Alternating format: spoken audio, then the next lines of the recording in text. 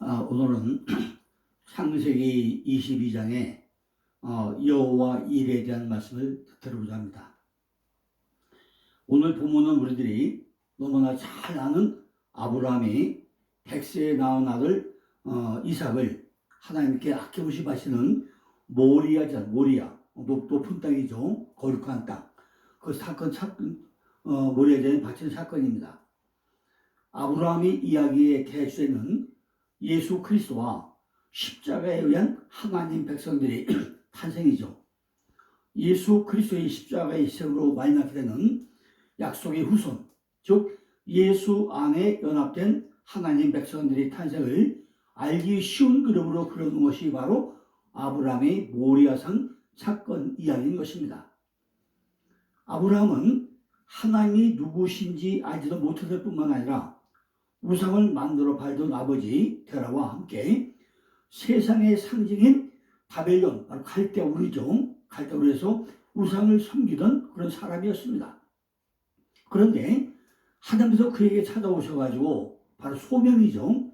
그에게 믿음을 허락하시고 신앙이죠. 그를 의롭다 칭하신 뒤에 칭의죠. 그를 진정한 의로운 하나님 백성을 만들어내시는 성화와 영화라는 게죠.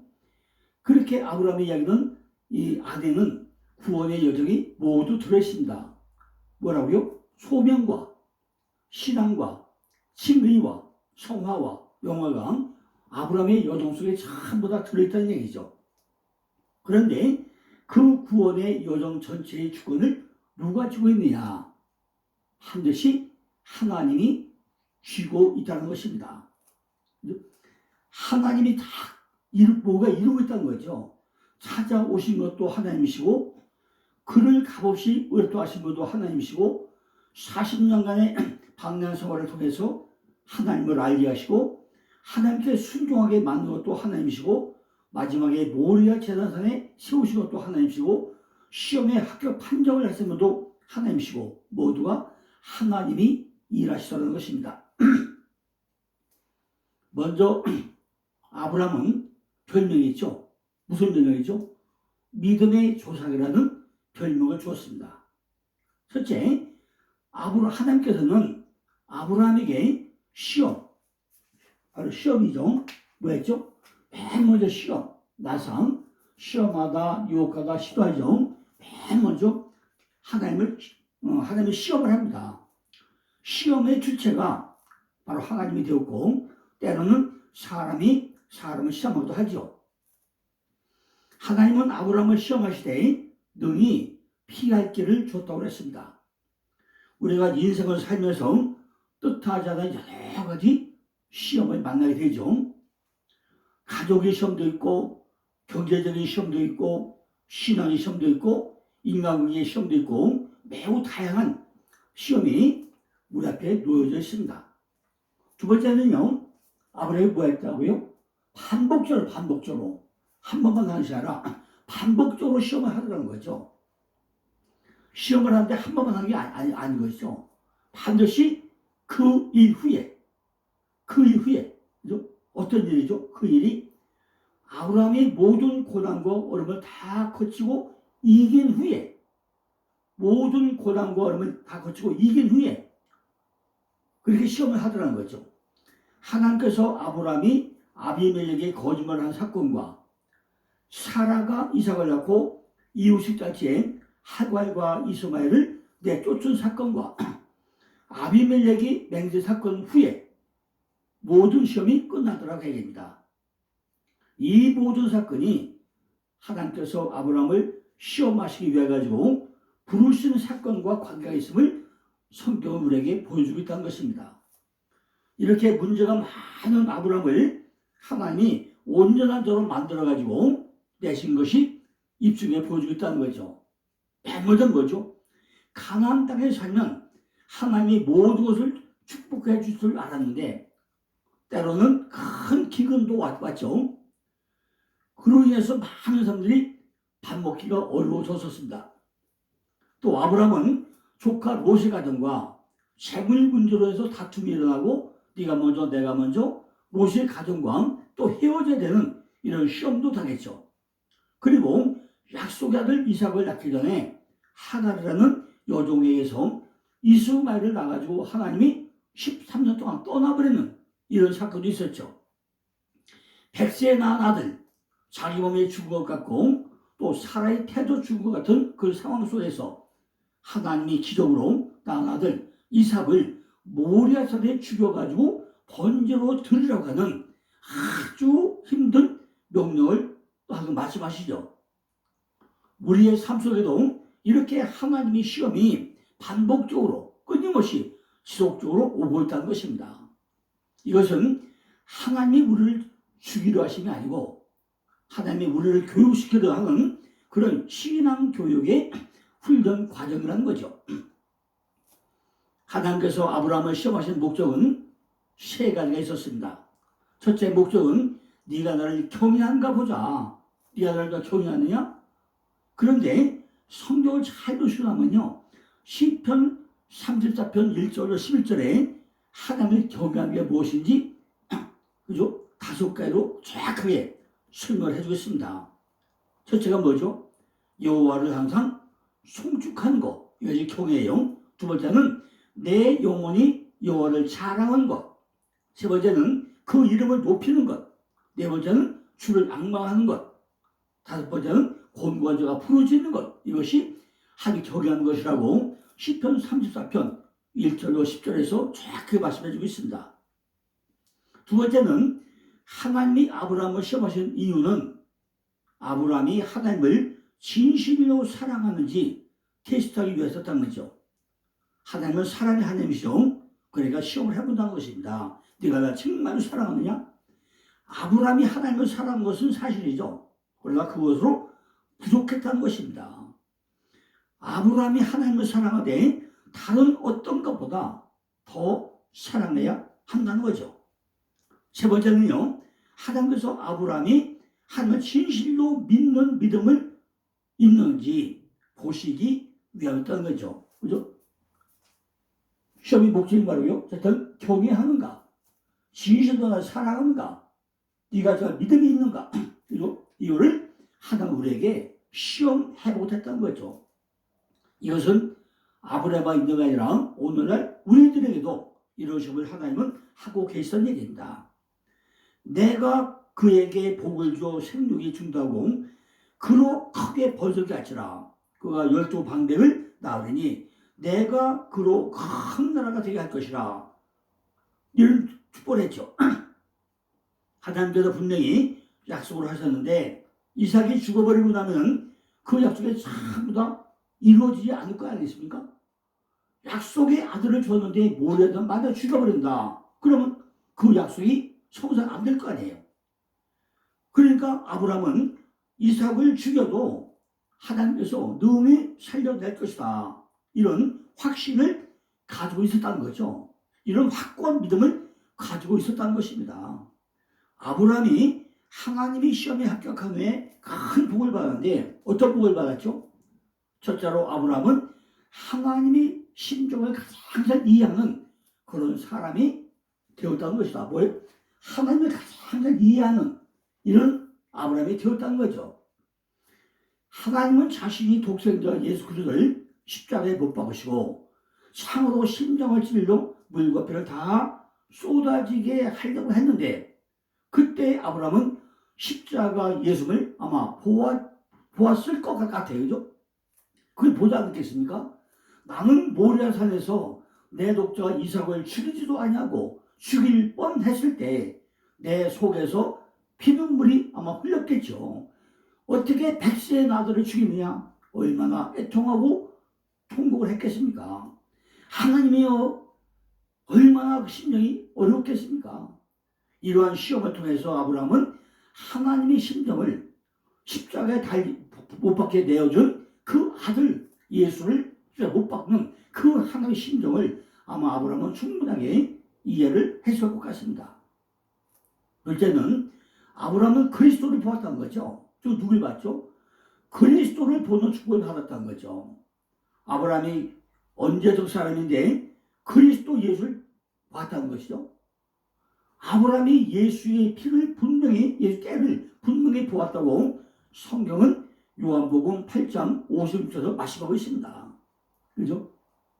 틀림없이 아브라함은 모리아산에서 독자 이삭을 죽이려 할 때 그 순간 그리스도 예수이신 하나님의 아들을 보았다는 것입니다.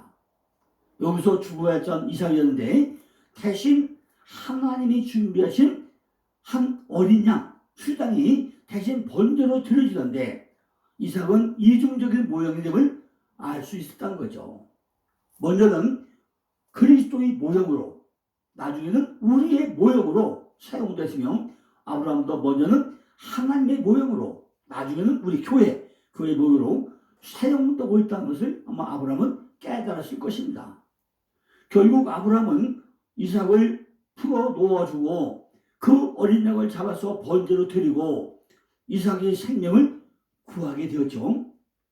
복음은 다른 것이 아니죠. 하나님이 독생자 예수 그리스도를 십자가에서 어린 양처럼 죽이심으로 지옥 갈 우리가 예수를 믿음으로 천국 백성이 되게 하는 것이 진리 안에 있다는 것입니다. 그러므로 이 복음을 아는 최초의 사람이 아브라함이었다는 거죠. 그죠? 첫째로 아브라함은 자신의 마음에 대한 답답함을 얻으세요. 내가 하나님을 경외한 줄 내가 이제 알게 되었노라.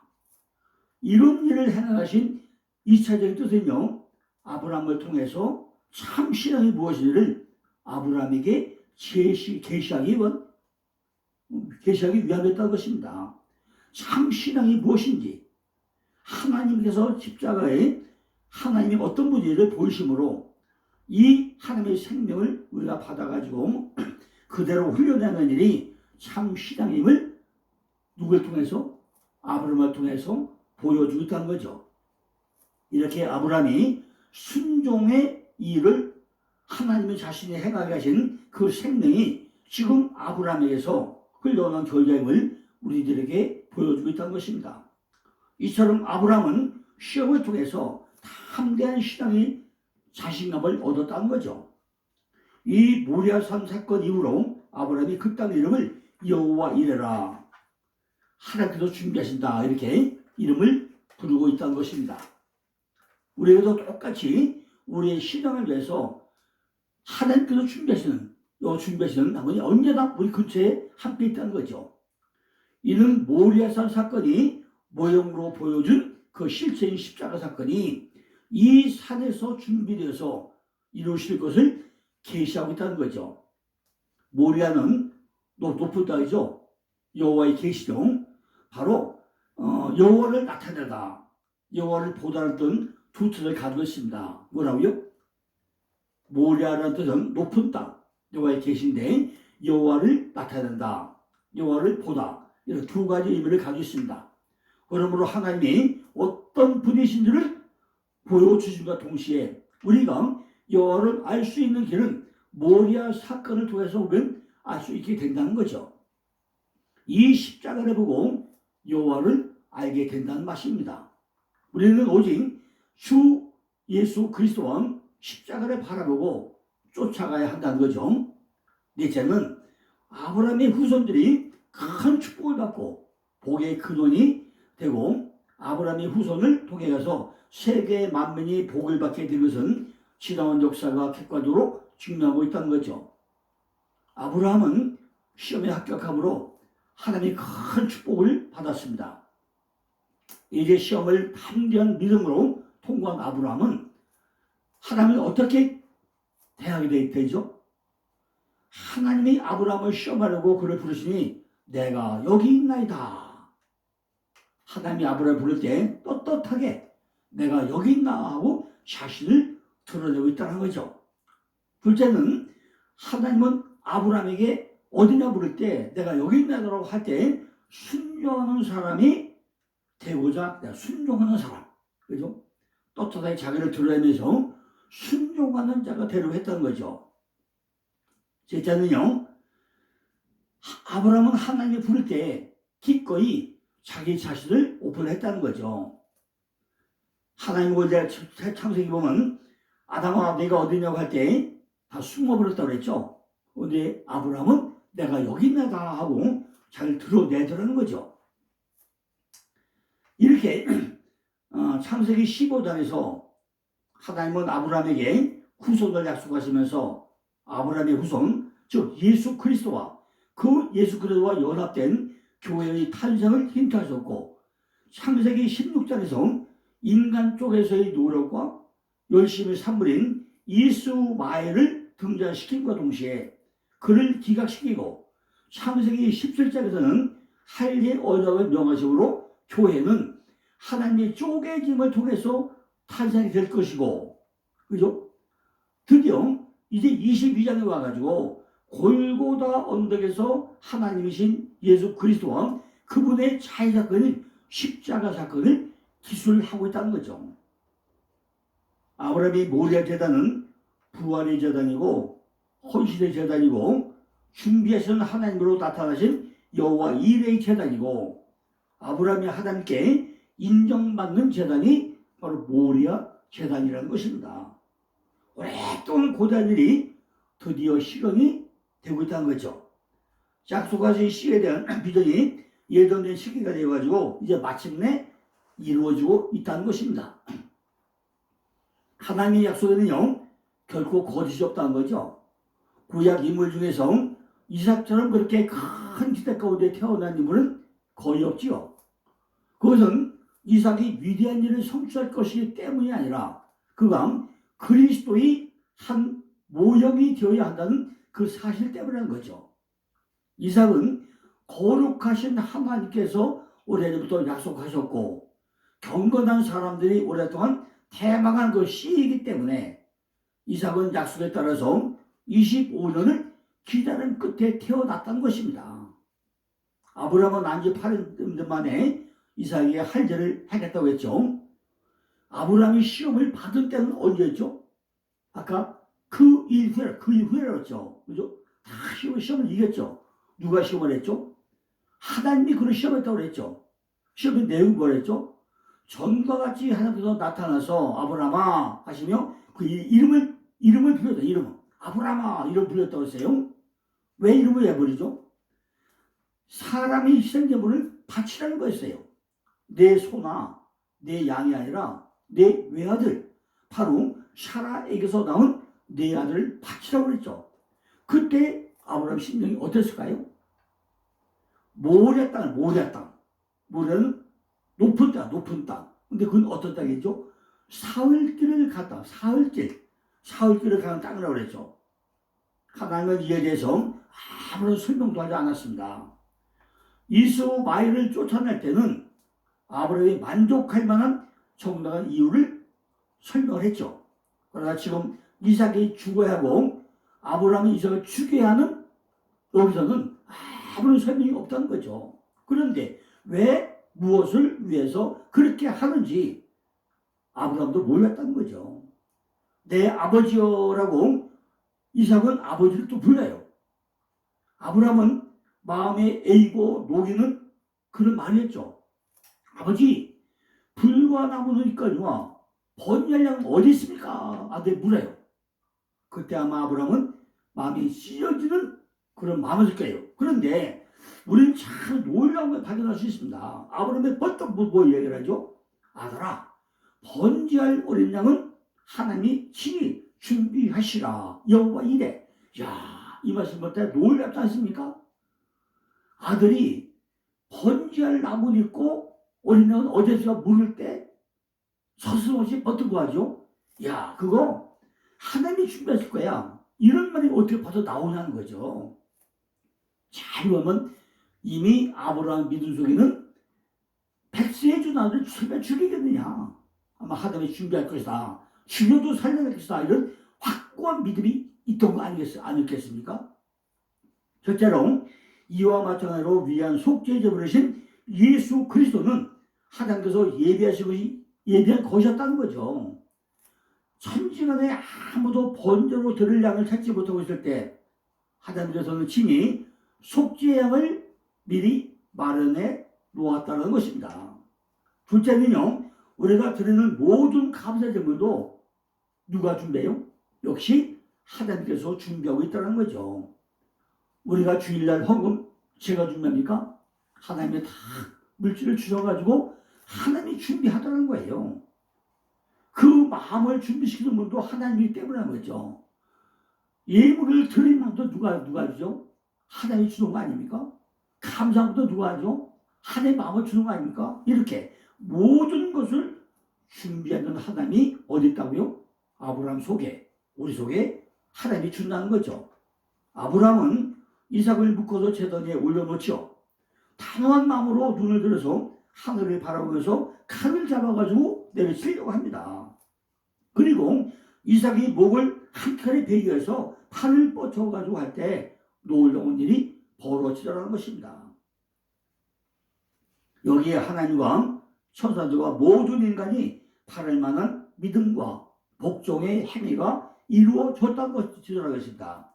아브라함의 사랑이요, 사라의 웃음이고 교회의 희망이고 약속의 상수가 이제 그 아버지 손에 피를 흘리고 죽음을 당하기 위해서 지금 제단 위에 누워 있다는 것입니다. 희생될 어린 양과 같이 순종하여 그리스도의 모형이 된 것이죠. 이사야 50장 7절이죠. 이 사건 속에는 인류의를 대속하는 속죄행에 되실 그리스도의 희생이 뚜렷이 예표되어 있다는 것입니다.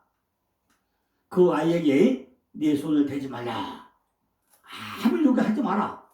내가 내 아들, 내 독자라도 내게 아끼지 않았으니 내가 이제야 내가 하나님을 경외한 줄을 아노라 하고 하나님의 음성이 들려오더라는 것입니다.